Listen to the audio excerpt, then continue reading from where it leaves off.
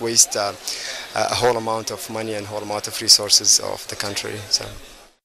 The return of Mauritania activist Biram Daha Abeid home with the United Nations Human Rights Award was widely celebrated by his supporters and local defenders of Mauritania human rights. الوطنية فاطمة قاسم story. Mauritania activist Biram Daha Abeid winning 2013 UN Human Rights prestigious award at UN headquarters in New York returned to Nashrة City after touring many American states. United Nations, European Union and international NGOs have appreciated the initiative for resurgence of the abolitionist movement, local unauthorized NGO known by IRA, that is chaired by Biram, and call for supporting him in his action of eradicating slavery in Mauritania.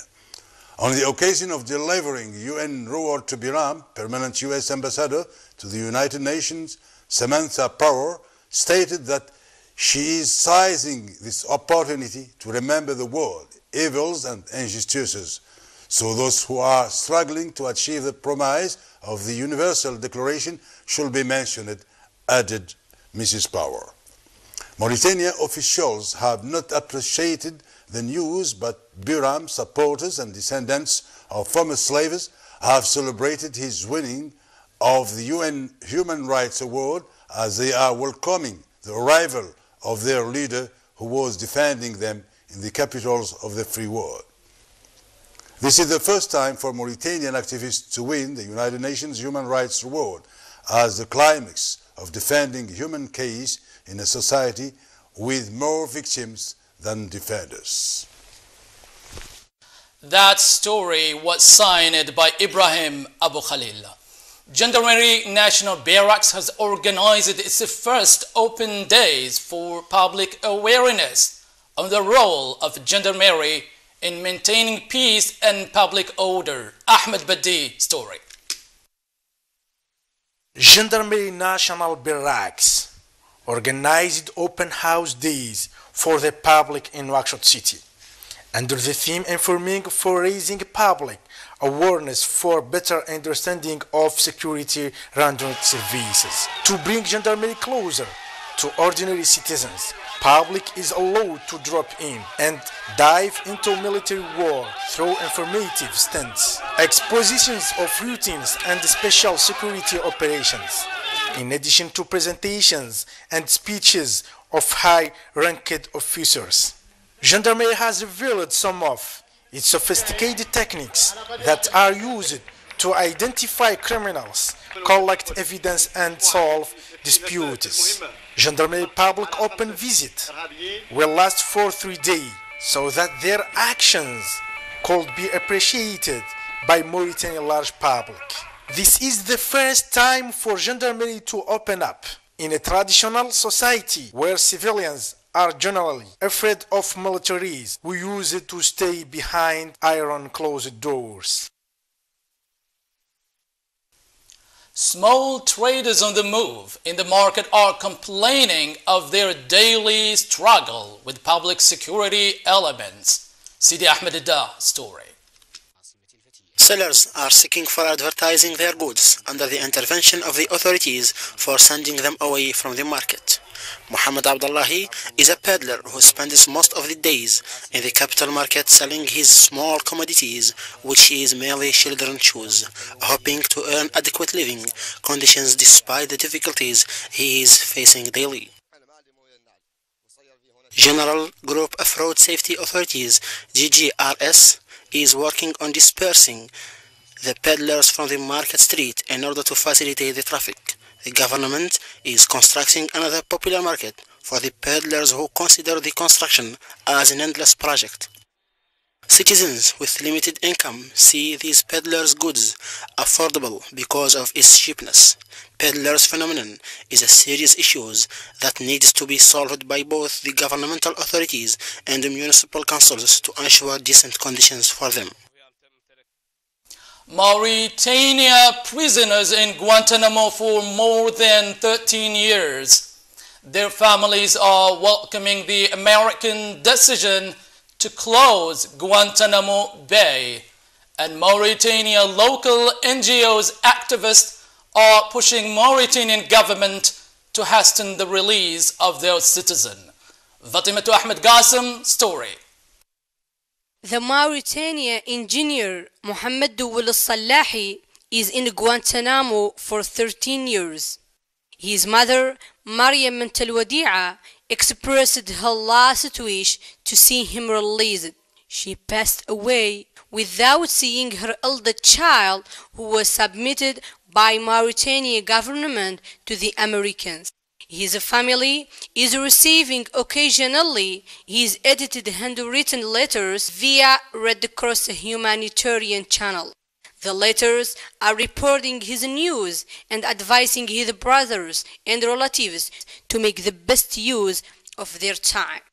Ahmed Ould Abdelaziz is the second Mauritanian jailed in Guantanamo for 12 years when he was arrested by the Americans in Pakistan. His only sick child is in India, where his only aunt has to travel regularly to take care of him.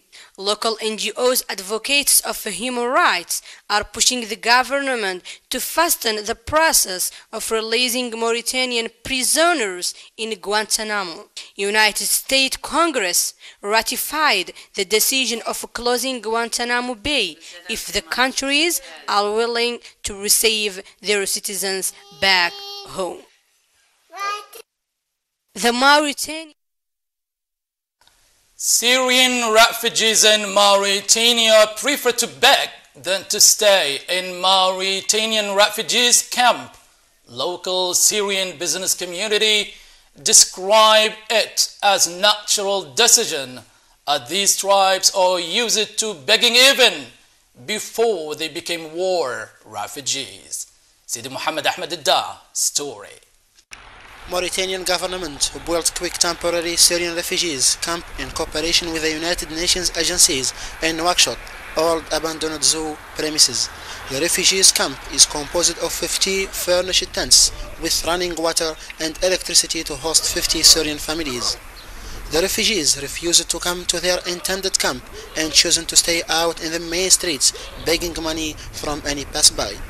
Syrian refugees want only to collect as much as they can from public generosity, where many are giving them the very little they have. They think that if they get enough, they will take care of their shelters without the help of any institutions. Syrian businessmen living in Mauritanian capital Nouakchott told الوطنية TV that they have welcomed the refugees' compatriots by opening their homes and hearts to share it all to get out of necessity. To their surprise, their welcomed move is rejected as Mauritania and United Nations humanitarian action because these refugees are from Ghajar tribes that are familiar with begging in Syria long time before Syrian war made them refugees in Nouakchott city. For Mauritanians, any visitor is welcomed as long as he is in need, but how come that refugees do buy place expensive round trip to be beggars in hosting country? Others are wondering what will happen with refugees hating to stay in refugees camp. Food and toxic products are sold on the same table of the city popular market. Story of Fatimatu Qasim again. Food and toxic substances are exposed for sale on the same tables in one of Nouakchott city ancient famous market, commonly known in local Hassaniya dialect as Marsat Lahmou. Under the building's shade, small traders are selling different kinds of deadly toxic substances beside meat and gum, without paying any attention to the dangerous effects it may have on human health. Afraid citizens are complaining of such contradictory commercial conduct and serious mistakes of the same market where they use it to buy most of their daily products. In its turn, National Society for Consumer Protection claims it has called Mauritania governmental officials to find urgent proper solution for such alerting issue. Without a pending issue, the absence of a specific law and non-nomination of eligible regulating body, the hazardous business will continue to deteriorate the public health of ordinary buyers. Animals are straying in Nouakchott city best neighborhood.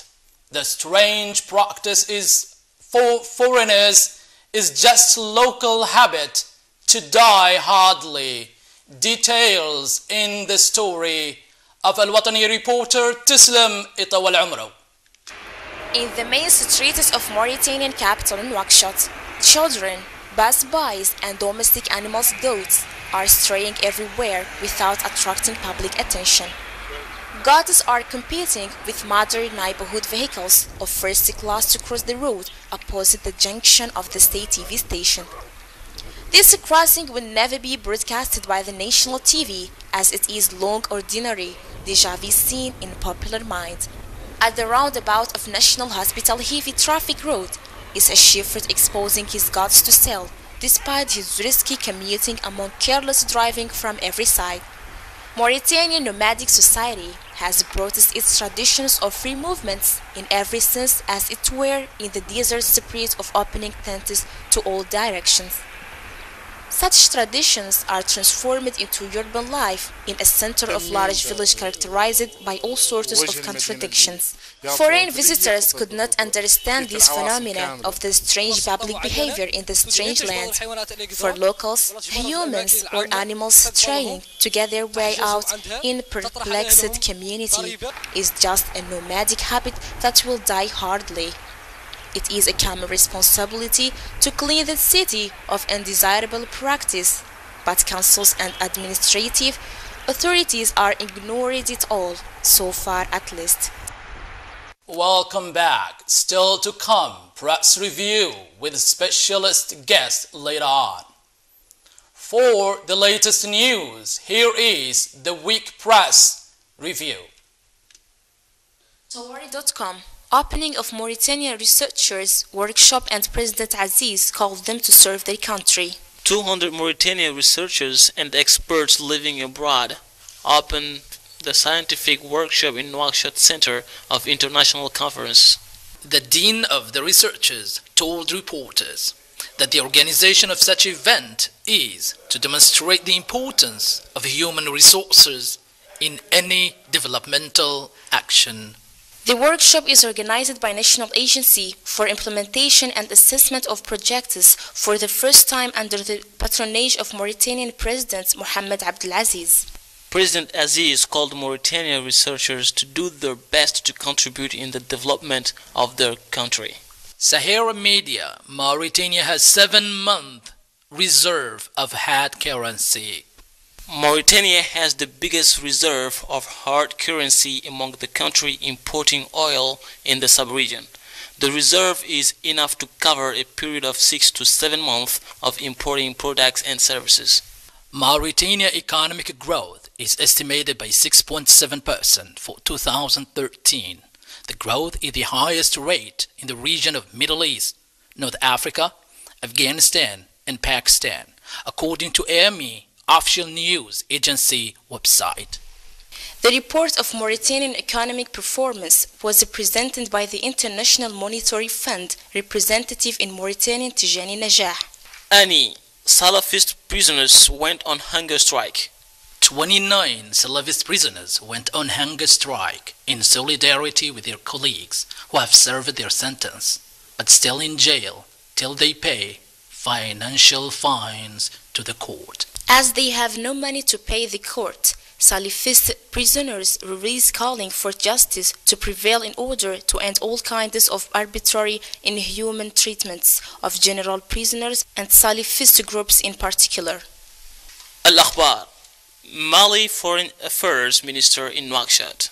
Malian Foreign Affairs Minister in Nouakchott to prepare with Mauritanian officials the first visit of Malian President Brahim Boubacar Keïta, who will arrive to Nouakchott in near future.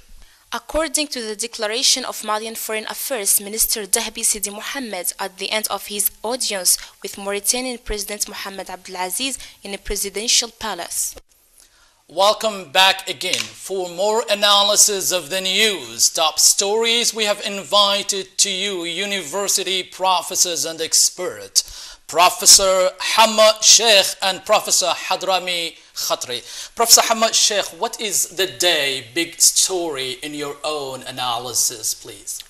Bismillahirrahmanirrahim. For me, we see that this year was full of big events and great events, and despite that there are several and scattered things, the election for Mauritania was the greatest one, and the spread in different cities, and we see that even the people that we can see that they don't understand even politics, but they are interested in everywhere, and we have taken a long time, for instance, for this, especially there is a second half of this parliament. This is for the year, but what about today, biggest story in your analysis? We will come to that later on, please. But I just want to respect the order. What is the latest in news story of the day, the most important for you? For most important for me is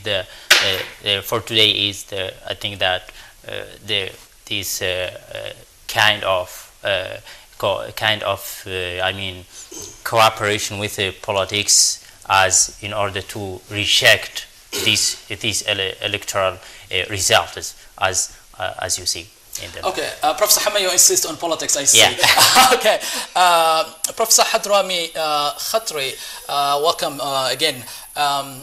Do you share with him the same view, or you think the year's major events are more important than today's story? Oh, well, thank you. First of all, thank you so very much for having me, and it's an honor and privilege to be here and to talk in English in Nouakchott, and I think it's a great privilege for the Mauritanian community, the English Mauritanian community, to have this panel and this possibility.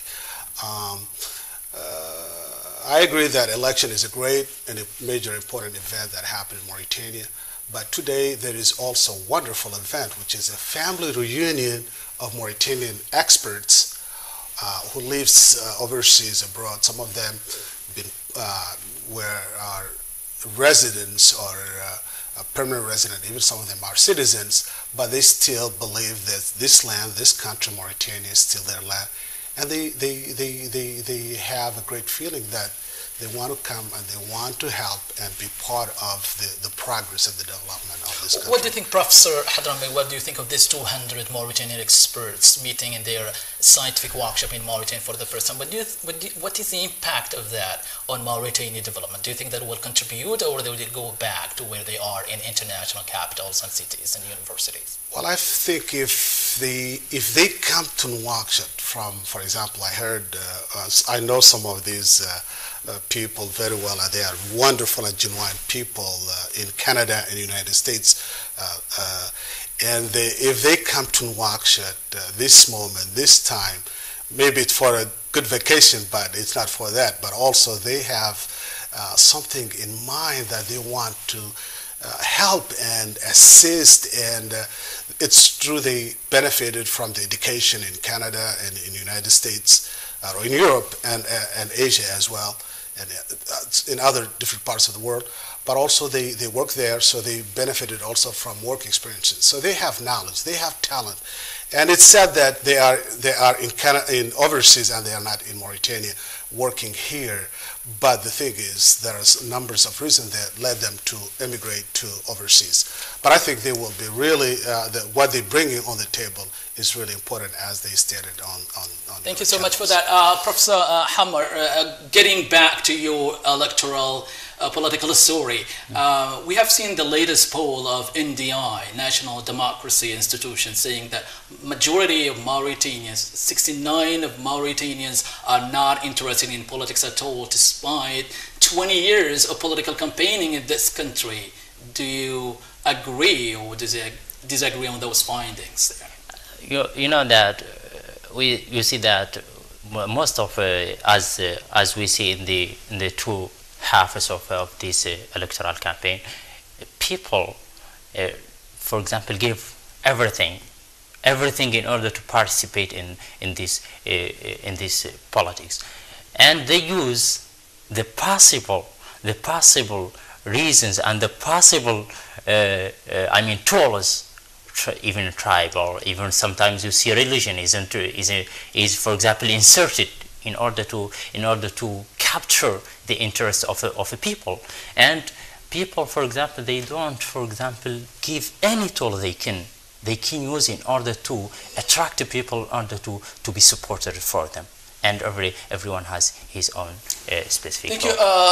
Back to you, Professor Hadrami. What do you think of this first Mauritanian activist coming back home with the United Nations Human Rights Award for the first time in the history of the nation as a defender of human rights and abolitionist of slavery? And you see this news was not that appreciated by Mauritanian officials, and we see the declaration of Mauritania Prime Minister saying that Israel was behind this and destabilizing the country by supporting minorities. What's the connection there between politics and human rights in your analysis, please? Well, you raised the numbers of issues, and I believe it's a very complex thing to talk about here, about the human rights, politics, and what's behind the scene. To be a human rights activist, it's a noble activity. It's a great cause, but I have respect for Biram as a leader. But I'm not with the message, because when you talked about slaveries, we're talking here about a huge enslavement of people. There is no segregation in Mauritania. There is no segregation camps like we learn in history, is like what happened in the United States or in Europe. It's totally different, and so there might be connections. And okay, sorry, Professor Hadrami Khatri, we'll leave it there. Thank you so much for being with us today. Thank you so much, Professor Hamad Sheikh, for being with us, and thanks for all your insightful, deep analysis. Women of vulnerable community live on handmade leather product. Here is Ahmed Hassan's story. This woman tans leather for a living. She gets her raw material from the skin of slaughtered goats in public or private places. And if she's lucky, her child, who is in charge of collecting the leather, will come back hands full. This leather will be used in the making of a traditional container, a container that was used in ancient nomadic society for cooling and saving scarce water. The final product is completely handmade. This historical habit of preserving water in leather containers still exists in modern Mauritania. The magic tap water could not fully yet succeed in replacing the leather handmade container in domestic usage. This lady made 20 of those containers in 10 days of hard labor. She tugged the skin's hair, tanned, washed, dried, and sewed it all to get water containers ready for sale. All those 20 containers she made will be sold for 2,000 Ugiya local currency, almost $6, which is equivalent to 200 Ugiyas or 6 cents per working day. This meager amount is not enough to buy the cheapest meal in Mauritania, and many, just like this lady, are barely surviving with their incomes. 46% of Mauritanians eat one meal a day and live on less than $1 per day. That's all for now. All the best from me, Said Will Said, and from the rest of Al-Wataniya production team. For more information, please go online, alwataniya.mir.